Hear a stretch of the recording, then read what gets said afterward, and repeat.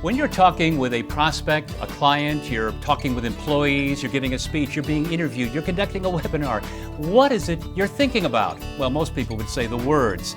But as important as what you're saying seems to be, how you deliver your message is really the make or break it point.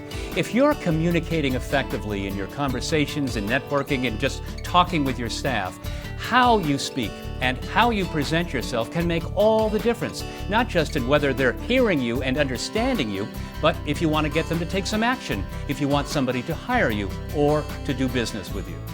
Well, people perceive what you express, and you express how you feel. So, if you want to be seen as somebody with inner peace and authority and candor, how do you do that?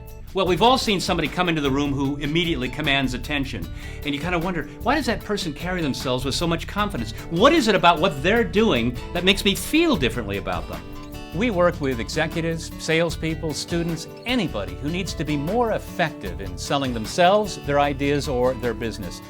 You know, it's really striking how poor so many of us are at the basics of communication. We've built up this lifetime of bad habits. And because we don't see ourselves or hear ourselves in the way that others do, we're not even aware that our voice might be dull and bland, or our facial expressions might be flat and ordinary, or that our body language might be sending all the wrong messages.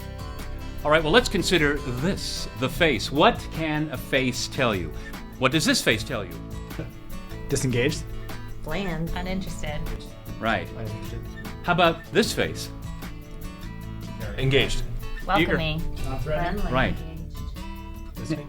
It's interesting how people perceive so much of our personality and individuality based on what our faces are telling us.